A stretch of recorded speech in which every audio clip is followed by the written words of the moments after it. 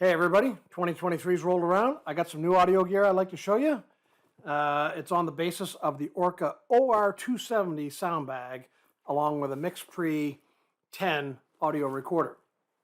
And in case you're wondering, I've already been there, done that. I've already had that job. Let's get into it.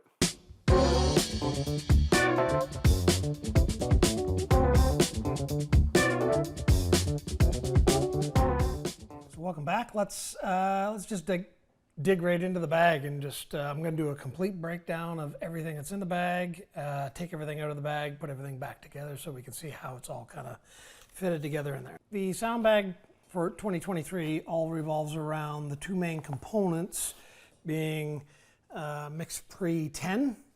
I've upgraded from the MixPre 3 to the MixPre 10, and then the bag to fit everything in is the Orca OR-280. So my previous bag is the OR-27, and just for size comparison, we can look at the two bags kind of side by side. We can see that this is a much larger bag than the OR-27. So OR-27, OR-280 could probably be easily confused when you're looking at these online and ordering, but again, the 27 is more size for a MixPre 3 or a MixPre 6 size recorder. The OR-27 is designed for the MixPre 10, and the OR-30 is around maybe the same size, maybe even a little bit bigger, but don't quote me on that. So the OR-27 essentially became a bag that I store all of my transmitters in. Okay, so essentially that's now the accessories bag, and I just have it on set with me if I need it. I'll still have the MixPre 3 on set as a backup.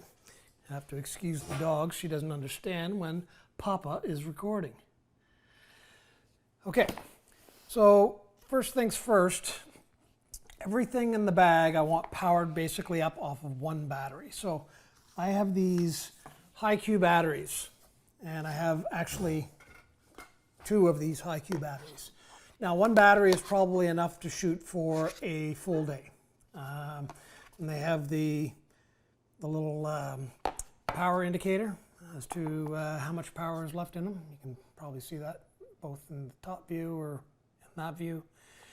I have gotten about 10.5 hours of continuous use on the battery with the MixPre 3 or the MixPre 10 running with 3 G4s running as well at the same time. Now, it wasn't any actual audio going on, but everything was recording, and I got 10.5 hours about 3 times in a row. So it was fairly consistent, around 10.5 hours. So technically, you probably get a full day shoot out of it, but we've got a backup battery just in case. And we also have the battery sled from the MixPre 10. Now, it takes 8 AA batteries, and it will be in on the bottom of the MixPre 10, and the only purpose for having the battery sled on the bottom of the MixPre 10 is that if I have to swap that battery out in the middle of the day, I'll have continuous power through the battery sled as a bridge battery while I'm doing that swap over of the higher voltage batteries. And but my primary means of powering is always going to be off of the Hiroshi through a battery distribution system. But by having this bridge battery in place during that swap, this doesn't power down, and it keeps the time code going for the day. So if I swap the battery, I don't have to go grab all the time code boxes wherever they happen to be on set and resync everything. We just sync everything once at the beginning of the day, and then we're good to go. So most of the time, if I'm not on set, like here, I won't have that on just so I can have easier access to the SD card on the bottom. But again, there's enough room through the bottom of the bag that we can take that off pretty easy. Okay.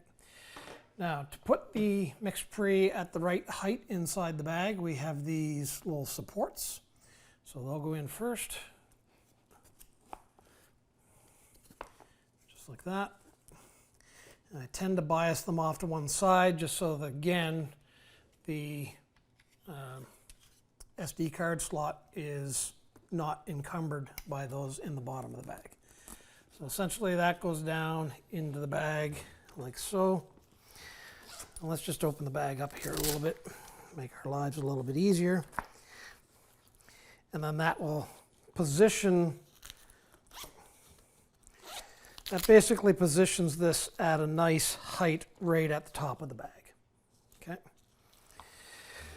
So next, in terms of power, we have, this is the remote audio BDS V4 battery distribution block. So it has a cup connector for the battery to plug into, to a special 4-pin connector, which basically feeds into the bottom of this battery distribution block.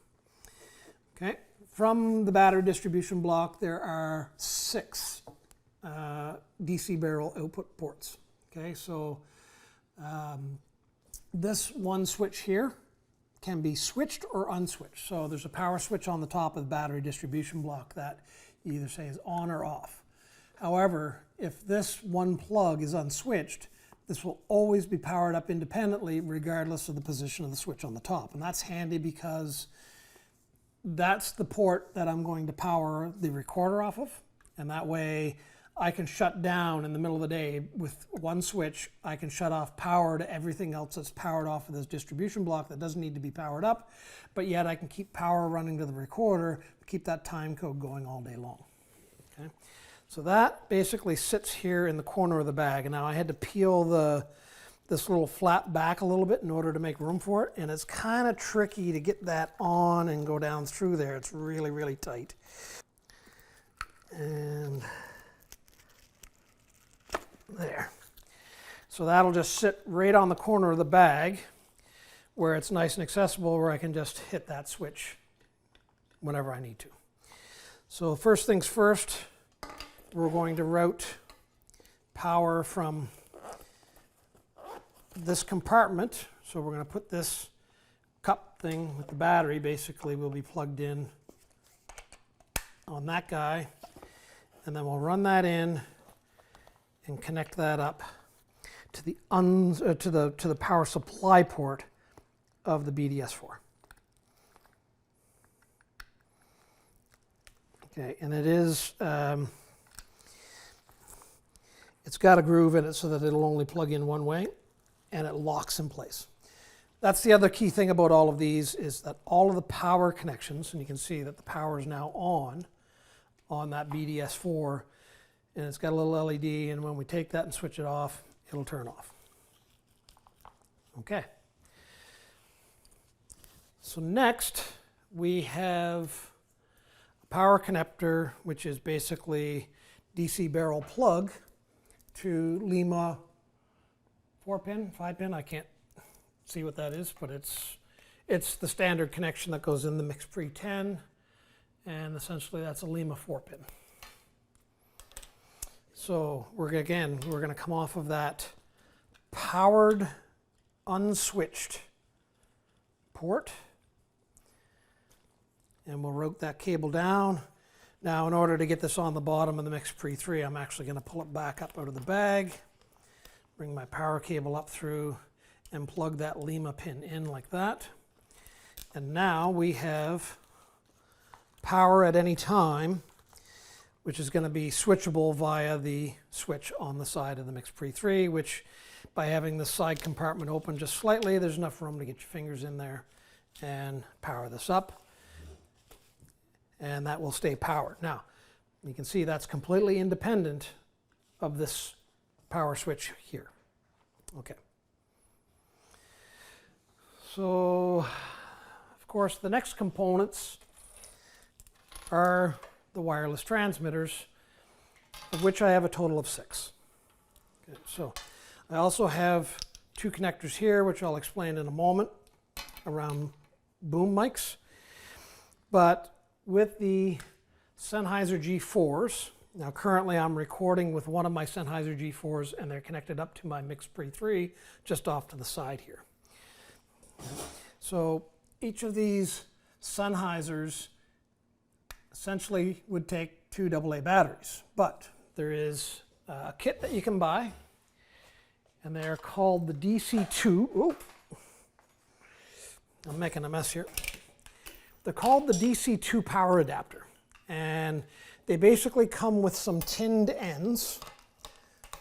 And if I can just get this sort of out where it can be seen. So it's essentially a dummy battery for your Sennheiser G4 unit. Okay? Again, the DC2 is what that's called. And then they normally come with a pair of tinned leads at the other end, which I then went and I bought the proper DC barrel plug that is, let's see, it's 5.5 millimeter OD by 2 millimeter ID and a 12 millimeter locking cup.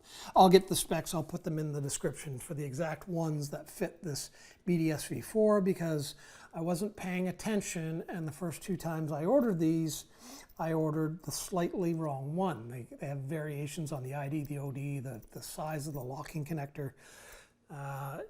You want to make sure you're getting the right ones to make sure that this all works properly, of course. So on the 3rd time that I ordered away from these were the right ones, but I paid attention that 3rd time. So essentially, we're going to take these, and they are just going to, and I start down at the bottom here, and I just start rolling them in, and that cord is just in the way, so let's roll it around the other side. And essentially, these all just plug straight into that remote. And I'll just lift this up a bit, and maybe you can see that on that particular overhead shot. But then these all just lock in, okay? And they're twist lock, essentially on a threaded cup there like that. So we don't have to worry about our power connectors or these plugs pulling back out. So I'm going to go ahead and I'm going to wire up the rest of these plugs one at a time here to the battery distribution block. This is a little tight in this corner, but once this is done, I basically never have to end up touching it again. And then the last one, get that locking cup in and tight. And then I've left the last 2 ports on the top for anything in the future that might come along. And I still have 2 spare ports for powering stuff up. Okay. So now we're going to get ready to bring in the transmitter packs and the receivers, that is, and where do we place those around the bag. The process is this. So 8 actual XLR ports on the MixPre 10. Port number 1 on this side of the bag, I input one of these guys, which is basically just a little 12-inch XLR cable extension. What that allows me to do is have that plugged in all the time. And then I just route that up through the corner of the bag here. And I have that run out through one of these supports for the harness. And then that's just going to sit on the corner of that bag. I'm going to do the same thing with this on the other side, plugged into port 5. So essentially, these are here on the corners of the bag like this, so that if I have boom mics, wired boom mics, I can essentially just unzip the corner of the bag, pull this cable out, connect into my boom mic, and I'm ready to go. Channels 1 and channel 5 on the MixPre 10 are always my wired booms. 2, 3, and 4 on this side are going to be the connections for my Sennheiser G4 units. 5, 6, 7, and 8 are reserved for the RodeLink wireless units, which don't tend to get as much use. So in order to wire in the Sennheiser G4 units, they have a 1/8 TRS output, and then in the kit with those G4s, along with the MKE2 lavalier microphones, come these XLR to TRS adapters specifically for this purpose. So I have 3 of these cables. Again, one is in use over on the other side for inputting my Sennheiser into the MixPre 3. But these are essentially all going to go in on 2, 3, and 4. And we'll just plug those in. And for the Rode Wireless Go, I have these kits that I have had for quite some time now, and they were in my previous video. So they're a little XLR adapter. These are do-it-yourself solder kits where the back end of this comes off, and you find yourself some 1/8 TRS cable, basically cut it, tin the leads, and do the proper wiring connections to this XLR unit, and essentially that's just a nice low profile versus having some big XLR plug plugged into the end of the unit. So those three will go on channels 6, 7, and 8. Okay, so we're starting to get a bit messy with wires running everywhere here, obviously. So normally transmitter number 2 is going to sit here on the end of the bag. So again, instead of AA batteries, I'm just basically going to wire in this dummy adapter. And they send a replacement cover with this as well, because the cord obviously has to go out through the side, and the regular cover doesn't have the hole there for that, but the kit with the DC2 comes with a replacement cover. You just basically push this little pin out. Anything fairly small can basically start pushing that out, and then you can just push it out with your fingers. Okay, so we're basically going to get that in, and then this closes up. And then I'm going to park this, generally speaking, I'll route the wire so that it's coming up through the outside of that bag, and then the rest of the wire will be on the inside. Okay, and all of that excess I basically just have kind of twist tied up there at the moment, and I actually ran that over the top of the bag, so let's back that out, back inside, and redo that like that. When we look on the inside of the bag there like that, okay, so we've got our wired boom mic, we've got our 3 channels of wireless audio connectors. I'm just going to take these 3 for the time being and route them up into the middle of the bag, just to get them out of the way for the moment. But you can see it's nice and clean in there, and then essentially there's nothing left for me to do at this end of the bag. Okay, I'm just going to take my little thing like that, stick it in the corner, and with the Velcro, essentially I'm done on that corner of the bag. Okay.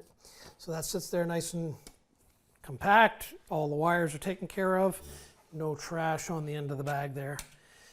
And we're just going to basically wash, rinse, and repeat now for the other 2 wireless transmitters. Okay, so I'm going to route that from inside the bag here through the wall of the compartment. Okay. And then normally I would take this and I would wrap it at least once through the little inserts that they have there for putting batteries or for microphones or anything else that you wanted to basically stuff down in there. And I use that as a bit of a strain relief. Okay, so we're going to, as soon as I figure out where I put it, put that guy in there like such. And what I generally tend to do, because this is sticking out, is I will actually run that up underneath and up through to the top like this. And that's just sort of the first amount of strain relief. And it gets the cable running up across the top of the bag here. Then I can run it down into the bag where I've given it a loop around that for strain relief. And then the excess cable is all going to get sort of wrapped up and stored in this corner of the bag down in there. Okay. And the last power adapter, essentially this gets routed across the bag for the transmitter that's going to sit on this side of the bag. So I'm going to come out, this is going to need to be about that much on that side, and then that's going to come near this corner, and what I end up doing is I allow that enough material cable-wise so that this can come down and sit down flat. And then right about there is where I want to sort of take a wrap just one wrap around this piece of corner material. And again, that's just going to act as a bit of a strain relief on that cable. But I have enough slack here now for that to get wired up to the transmitter. And then any excess, again, it's all going to get routed into that one corner of the bag, and I'm going to take care of that all at once. Okay. So now we need to feed these cables, which are basically going to be signal cables from the Sennheisers into this side of the bag. And I'm just routing that down through the middle of the bag for transmitter number 2 over here on this side. And I'll just run that right up and out through there and plug that in and wire it in. Just like that. Okay. Now this one is a little bit trickier, and I just run it down through the bottom of the bag, back up through on this side, make sure I'm not catching anything, and then that essentially goes in there. And then I just end up having to deal with a little bit of that excess over here on this side. Okay. And I'll generally just put a little Velcro strip down around the bottom there in order to try and keep that from getting pulled on or torn out somehow. Okay. And then the routing for the third one is, it's right here, right where the transmitter is, so it's not much of a problem at all. Okay. Now, just got to move these little supports around just a little bit. I kind of have them in the center there, just like that. Now, we can also see that we've got these pouches on the inside of the bag. Okay, so of these Road-Link transmitters, I took the metal backing off of 2 of them. And it's these 2, which is my number 1 and number 2 labeled transmitters. And essentially, they're just going to go straight down into the bag here. So I can very easily, pull those out, put batteries in, slide them back down into the bag, just right there, and they stay there nice and compact, out of the way. And of course, because the Rodes have their display on the top, I can always see what's going on the tops of those. That's the primary purpose that the Sennheiser G4 kits are on the outside, is that the LED display is on the side. And if it was down inside the bag, I'd be constantly fighting to see what was on those screens if I had to. So they go on the outside and are oriented with the antennas basically vertical, which is 90% of the time. The body packs are going to be mounted with the antenna being vertical. So, okay, so that's mostly everything in the bag. And then again, number 3, I essentially will just take it out here on this outside and clip it on the outside. Okay, so that's most of the bag all back together. We just have to route these cables here to the appropriate transmitter. So number 5 is this one, and I want to make sure that it is coming through here.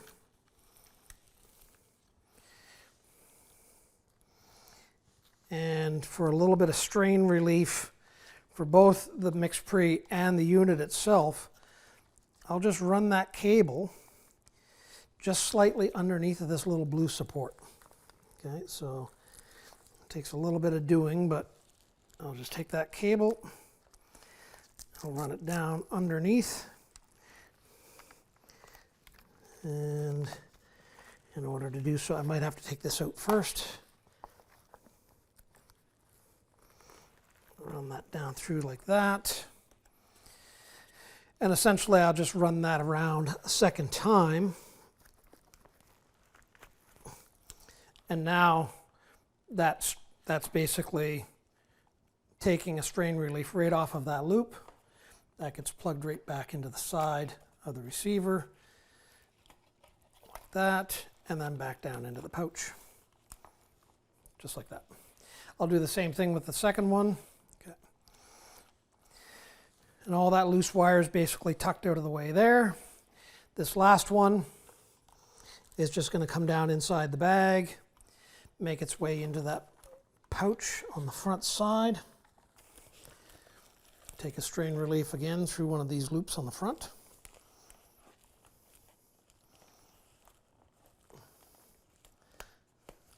And then plug into the side of that. So that is essentially 5 of my 6 channels all wired up now with my 2 boom mics. So basically I just take that and we zip up the corners just like that. And then we are ready to put our battery back on the clip. Okay, spare battery in the bag, and then we can power up our wireless transmitters, which last time I had these, they were turned off, but you can see as I basically open these up and then power them on, they're all powered up. Okay, and then just to show you that trick that these will remember the power, the mode they were in the very last time, is you can see the LEDs of screens have gone blank, or the backlight has gone off, but you can still see the red light up there. Essentially now when I hit this one power switch, it essentially turns these units off. You can see that power's off. And I don't have to reach back around and open this up and hit the power again the next time I cycle the power. These will remember the fact that the last time they had power supplied to them that they were turned on. So when I come back and I turn the power back on this unit, you'll see these guys just boot right back up again. So it's really, really convenient. Everything in that one bag, and with the exception of the Rode Filmmaker kits. Again, if they had dummy batteries for the Rode Filmmakers, then I'd be powering up at least 2 of these with the remaining 2 ports that I have available on that battery distribution block. So, but essentially I haven't found where I've needed more than my 3 channels of wireless yet.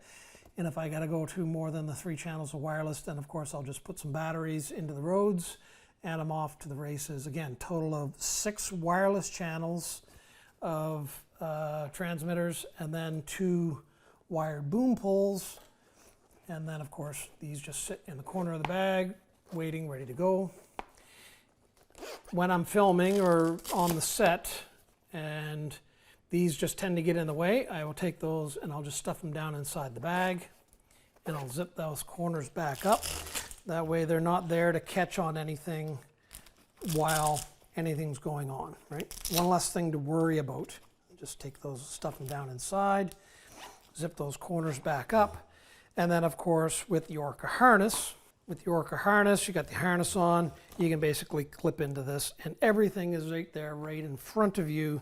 You can see the menus, you can see the displays on those, and then if you have to see what's going on these, you can just kind of roll the bag over and you can pretty much see what's going on.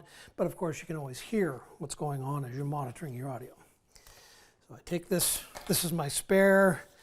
If something were to crash or break or fry on this battery distribution block, again, I've got a 4-pin Lima to high-Q battery cup. So I can just go straight off of the battery and into the recorder and then go to backup batteries on all of my wireless kit, my bridge battery, in order to make sure that when I'm changing out batteries, I do not lose my time code in the middle of the day. And then last but not least, I have this guy here, which is basically a 1/8 TRS to BNC time code cable. So I'm running with 3 of the Tentacle Sync time code boxes. So I've got one on this camera, I got one on that camera up there doing the top-down view, and then I have one spare because I'm only using 2 cameras today here. And then for syncing these, I basically just leave this guy plugged into the BNC timecode out port on the side of the MixPre 10. So I just essentially have that running there. So that just sits right there on the corner of the bag, and it's kind of out of the way and not in harm of anything there. And then I just leave that zipped up, so that when the time comes and we have to connect up a timecode box and essentially get timecode synced up to it, we just plug in the timecode box, disconnect it, and then feed that back down in the corner of the bag there like that, and forget about it. Okay, so that's the quick overview on the bag. Some of the accessories that I'm using for my audio. My current boom mic is essentially the Sennheiser MKH-416, and that's just inside of a Movo blimp here with the dead wombat. I have an Octava MK012 with the variety of capsules on the end. This happens to be the hypercardioid capsule. It comes with cardioid, hypercardioid, and an omnidirectional. Good little mic. I'm currently using this mostly for indoor dialogue where boom microphones might be a bit too much echo. And then of course I still have an old NTG2 that doesn't see a whole lot of use, and I got some old Samson CO2s, which essentially they're just display units at the moment. And the microphone that's in my bullseye target for the next purchase is either the Sennheiser MKH-80-50 or there's the MKH-80-50, and then there's another variety. I think it's the MKH-50. I can't remember the number off it right offhand, but I'm looking at it for probably something for better on indoor dialogue than that Octava MK12. For my boom pole, I am running with a K-Tech, that's a KP0309. I can't remember if that's called the Avalon or whatever, but it's basically carbon fiber, very light, and these grips and locks are very, very super smooth, right? No issues whatsoever. And what I really like about this boom pole is it's got the 90-degree outlet for the XLR cable, and essentially I have about a 4-foot XLR cable. You know, I only need 4 feet to get from the end of the bag here and onto the end of the boom pole when I'm operating with the bag. And then I've got some longer ones if somebody else is operating the boom pole. And the other really good thing about this 90-degree outlet thing that I like is it's basically got that rubber foot on the bottom. You're not plugged in on the end. And when you want to set down that boom pole after it gets heavy after a long take, you can just basically put that right on the ground and not worry about damaging your XLR cable. It is a coiled internal cable in this unit. So that's pretty much it. Just as I said, I still have my Mix Pre 3, which I use as backup, but it's sitting on my computer as an interface 90% of the time. We've got the 3 Sennheiser G4 transmitters. I have 2 of the Rode Link film maker kits, and then the third of my Rode is basically the news shooter kit that's got the XLR connection for putting an XLR mic right on the end of that, and it's battery powered. So that's my 6 channels of wireless audio, my 2 channels of booms. I do have an older aluminum boom pole that's heavy as hell, but I haven't really had the need to be using both 2 wired poles just yet. This is all fairly new kit in 2023, and I haven't gotten out of the house much this year. So that's kind of it. So thanks for watching. Please leave some comments down below. I'll leave links for all of the gear and the little bits and pieces down in the description if anybody's interested in any of the components. But please do give me a thumbs up if you like the video. Consider subscribing. Be nice to each other, and we'll see you in the next video. Thanks.